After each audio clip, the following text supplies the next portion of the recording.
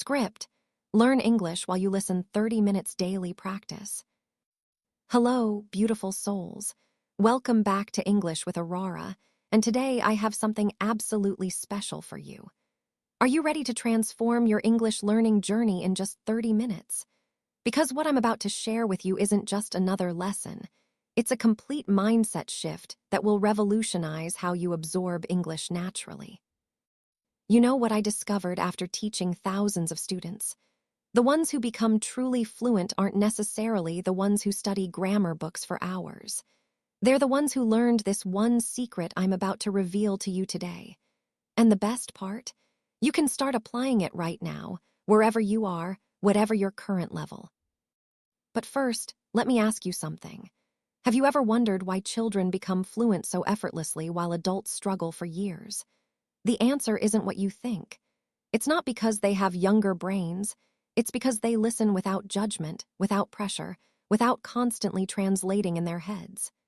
Today, we're going to recreate that natural process. And I promise you, by the end of these 30 minutes, you'll feel a shift in how your brain processes English. So grab your favorite drink, get comfortable, and let's embark on this journey together. Trust me, this isn't just listening practice, it's your gateway to thinking in English.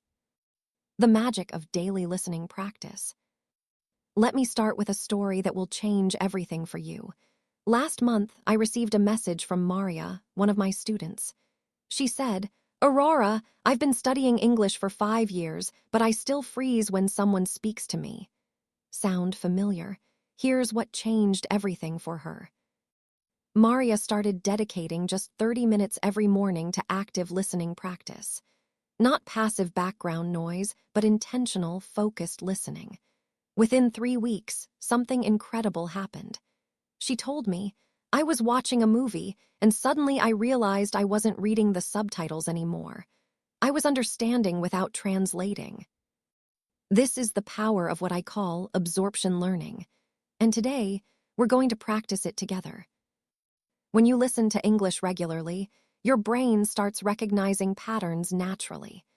You begin to understand rhythm, intonation, and most importantly, how native speakers actually talk in real situations. Not textbook English, but real, living, breathing English. Real life situation 1, at the coffee shop. Let's start with something we all do almost daily, ordering coffee. But here's the twist. I'm going to give you the phrases that native speakers actually use, not the formal versions you learned in textbooks. Imagine you're walking into your favorite coffee shop. The barista greets you with a warm smile. Here's how the conversation really flows. "Barista, hey there, what can I get started for you today?" Now notice that phrase, "What can I get started for you?" It's not, "What would you like to order?" That's textbook English. Native speakers use "get started" because it implies beginning a process, making your drink. You could respond, "I'll take a medium latte, please." But here's how to sound more natural. "Could I get a medium latte?" Or even more casual, "I'll do a medium latte." Notice "I'll do" instead of "I'll take" or "I would like." This is how English flows in real life. The barista might ask, "Would you like that with oat milk or regular milk?" Here's your natural response. "Oat milk sounds great." Not, "I would prefer oat milk, please." Keep it simple, keep it natural.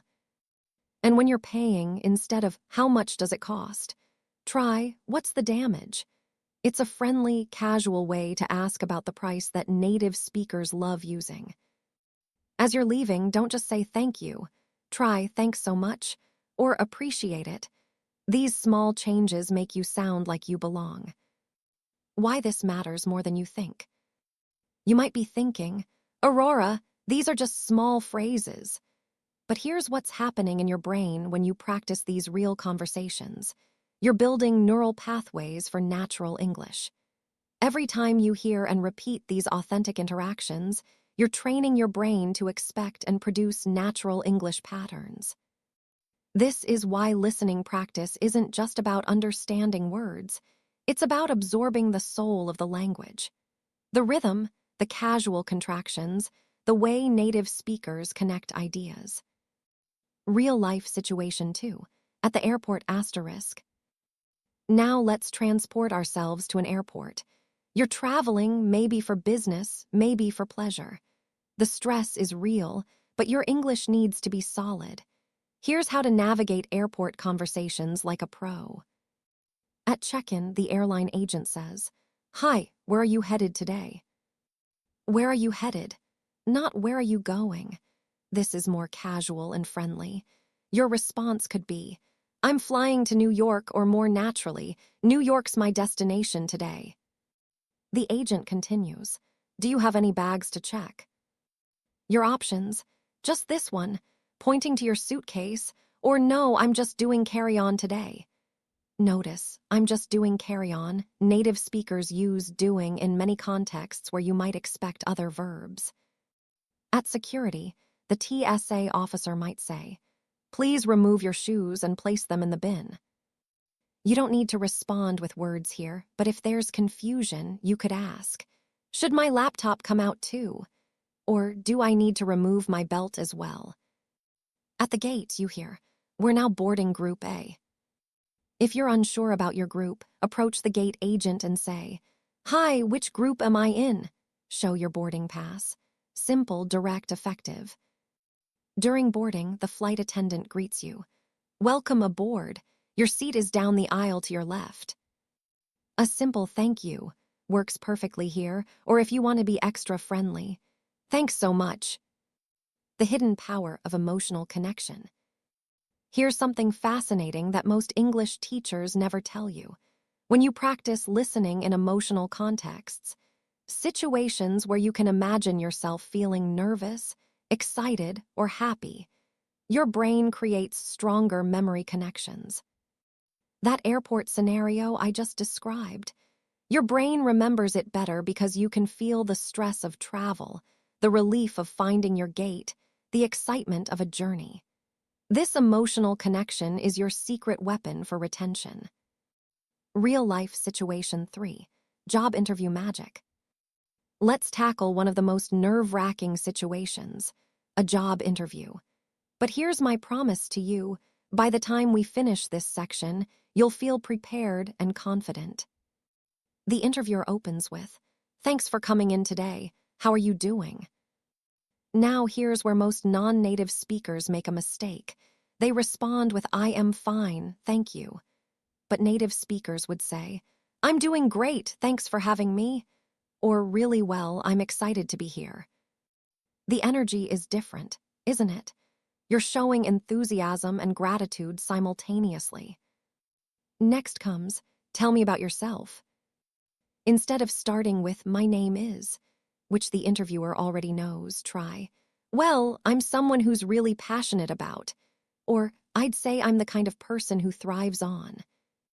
When they ask about your experience, "Walk me through your background." Notice "walk me through," it's not "tell me about" or "describe." They want a journey, a story. Your response should flow, "So I started my career in," which taught me. Then I moved into, where I discovered.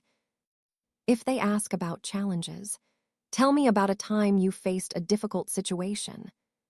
Frame your answer with, "There was this one time when," or "I remember a situation where."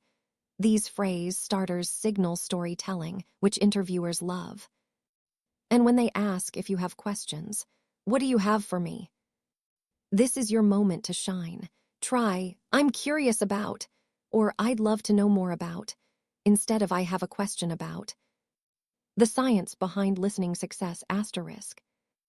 Let me share something that will blow your mind. Researchers have discovered that when you listen to English for sustained periods, your brain starts to mimic the neural patterns of native speakers. This isn't just learning, it's rewiring. But here's the key. It has to be active listening, not passive. Active listening means you're engaged, imagining yourself in these situations, feeling the emotions, visualizing the scenarios. Real-life situation 4. Restaurant conversations. Picture this. You're at a nice restaurant, maybe on a date, maybe with business colleagues. The confidence you feel when you can navigate this situation smoothly, priceless. The host greets you. Good evening, do you have a reservation? Your natural response. Yes, it should be under Smith for 7:30, or if you don't have one. No, but we're hoping you might have a table for two. The server approaches. Can I start you off with something to drink? Instead of I would like water, please, try, could I get a sparkling water? Or I'll start with a coffee. When you're ready to order, what looks good to you? The server might ask. You could respond, I'm torn between the salmon and the pasta, or the chicken dish sounds amazing. If you need more time, could you give us a few more minutes? Sounds much more natural than we need more time to decide. When the food arrives, how does everything taste? Your response options, it's delicious, or really good, thanks, or if there's an issue, actually this is a bit too salty for me. Building your confidence through repetition asterisk. Here's what I want you to understand. Every phrase I'm sharing with you today has been tested in real conversations with real native speakers. These aren't textbook theories. They're living language patterns that will make you sound natural and confident. The magic happens when you listen to these patterns repeatedly. Your brain starts to expect them, then produce them automatically. This is how you move from thinking about English to thinking in English. Real-life situation 5, shopping and retail. Let's go shopping. Whether you're buying clothes, electronics, or groceries, these conversations happen constantly. Sales associate. Hi there, are you finding everything okay? Natural responses. Just browsing, thanks. Or actually, I'm looking for. Or I think I'm all set. If you need help. I'm looking for a gift for my sister. Sounds better than I want to buy something for my sister. When trying on clothes, how does it fit? The associate asks. You might say, it's a bit tight in the shoulders, or I love the style, but do you have it in blue? At checkout, did you find everything you needed today? Simple responses work. I did, thanks, or yes, perfect. If there's a price issue, I thought this was on sale. The associate might respond, let me check that for you, or it should ring up at the sale price. The emotional journey of learning asterisk. Can you feel it happening? As we progress through these real-life scenarios, your confidence is building. This isn't accidental. It's the result of systematic exposure to authentic English in contexts that matter to your daily life. Every time you recognize a phrase or think, I could use that, your brain is making connections that will serve you for years to come. Real-life situation 6, medical appointments. This one's crucial because health situations can be stressful, and clear communication is vital. Receptionist, hi, checking in for your appointment. You respond, yes, I have a 2 p.m. with Dr. Johnson, or I'm here for my 2 o'clock. In the doctor's office, what brings you in today? Instead of I have pain, try, I've been having some pain in my lower back, or I've been dealing with headaches lately. The doctor might ask, how long has this been going on?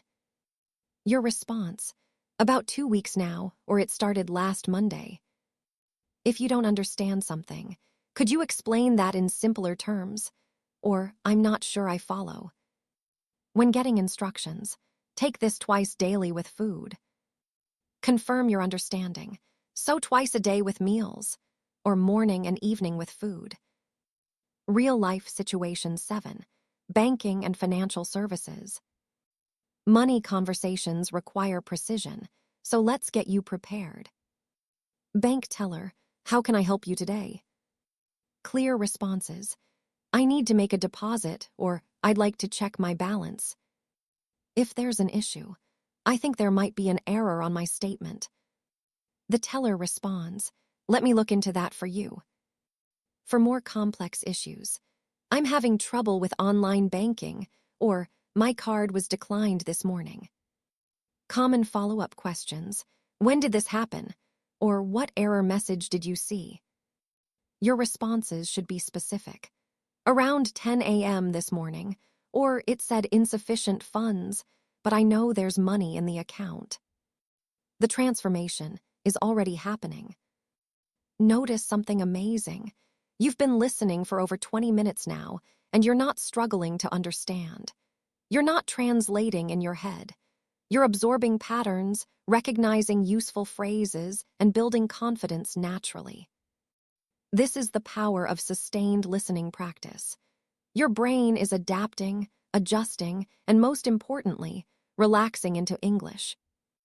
Real-life situation 8, workplace communication. Let's tackle professional environments where clear communication can make or break opportunities. Colleague, hey, do you have a minute? Natural responses, sure, what's up? Or of course, what do you need? In meetings, what's everyone's take on this? You could contribute. I think we should consider, or from my perspective.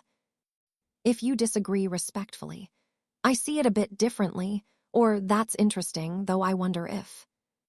When presenting ideas, so here's what I'm thinking, or let me walk you through my approach. Asking for help, could you point me in the right direction, or I could use some guidance on this. Real-life situation 9, social gatherings. Social English can feel challenging because it's less structured, but that's exactly why these patterns are so valuable. At a party, how do you know Sarah? Response options. We work together, or we went to college together, or we're neighbors, actually. Making conversation. This music is great, or have you tried the appetizers? Agreeing with someone. Totally, or absolutely, or I couldn't agree more. Politely leaving a conversation. It was so nice talking with you, or I'm going to grab a drink, but let's catch up later. The psychology of natural English. Here's what's beautiful about what we're doing right now. You're not just learning phrases, you're absorbing the psychology of how English speakers think and communicate. You're understanding the logic behind casual contractions, the warmth behind certain phrases, the confidence that comes from natural expression. Real-life situation 10, technology and customer service. In our digital world, these conversations happen constantly. Tech support, what seems to be the problem? Clear descriptions help. My internet keeps cutting out, or I can't log into my account. Follow-up questions. When did this start happening? Or have you tried restarting your router? Your responses. It started yesterday, or yes, I tried that already. If instructions are unclear, could you walk me through that step by step? Or I'm not seeing that option on my screen. When the issue is resolved, that did the trick, thanks, or perfect, that's working now. Real-life situation 11, transportation and travel. Whether you're taking a taxi, bus, or train, these phrases will serve you well. Taxi driver, where to? Simple and clear. Downtown, please, or the airport, Terminal 2. If you're unsure about directions, do you know where Main Street is? Or it's near the big shopping mall. On public transport, excuse me, is this the train to Boston? Helpful strangers might respond, no, you need the blue line, or yes, this goes to South Station. If you're lost, could you point me toward the subway, or which way to the bus station?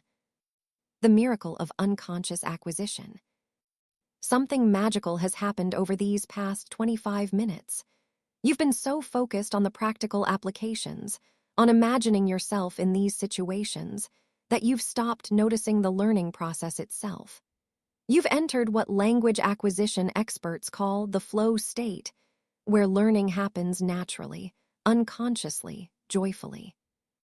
This is exactly how children learn languages, not through forced memorization, but through meaningful exposure to language in context. You've just experienced 30 minutes of meaningful, contextual English practice. Your daily practice blueprint. Now, let me give you the blueprint for making this a daily habit that transforms your English fluency. Every morning, spend 30 minutes doing exactly what we just did together. Choose different scenarios each day.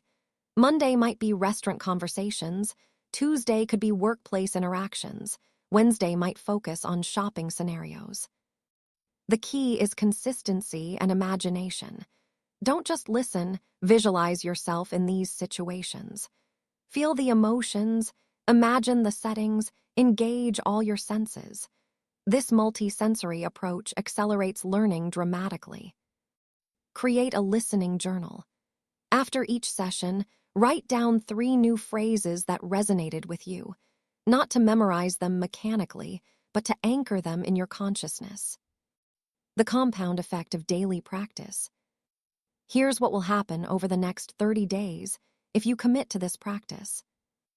Week 1. You'll notice yourself recognizing more patterns in natural English conversations. Week 2. You'll start using some of these phrases spontaneously in your own conversations. Week 3. People will begin commenting that your English sounds more natural, more fluent. Week 4. You'll realize you're thinking in English more often, translating less frequently. This isn't magic. It's the compound effect of consistent, quality practice. Beyond fluency, belonging. But here's what excites me most about your journey. You're not just becoming fluent in English. You're developing the confidence to belong in English-speaking environments. You're building bridges between cultures, opening doors to opportunities, and most importantly, discovering new dimensions of your own personality that emerge when you express yourself in English. Language learning isn't just about communication, it's about transformation. Every phrase you master, every conversation you navigate successfully, every moment of understanding without translation. These are victories that change how you see yourself and how others perceive you. Your continuous journey.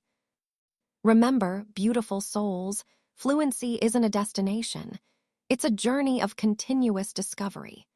Even native speakers learn new phrases, discover new ways of expressing themselves, encounter words they've never heard before. What matters is that you're on the path, that you're committed to growth, that you're willing to embrace the beautiful challenge of expressing your thoughts, dreams, and personality in English. Every day you practice listening, you're not just improving your English, you're expanding your world. You're preparing yourself for conversations with people you haven't met yet, for opportunities you can't yet imagine, for experiences that will enrich your life in ways you're only beginning to discover. So tomorrow morning, when you wake up, remember this feeling. Remember how natural it felt to absorb English through stories and scenarios. Remember how confident you felt imagining yourself in these conversations. And most importantly, remember that 30 minutes of daily practice isn't just time spent learning. It's time invested in becoming the multilingual, confident, globally minded person you're meant to be. Your English journey is unique, beautiful, and full of possibilities. Every day you choose to practice, you're choosing growth. Every moment you spend listening, you're building bridges to new experiences, new friendships, and new versions of yourself. Keep listening, keep practicing, and keep believing in your incredible potential. I believe in you, and I can't wait to hear about the amazing conversations, opportunities, and connections that your growing English fluency will bring into your life. Until next time, keep shining, keep growing, and remember, you're not just learning English, you're unlocking a world of possibilities.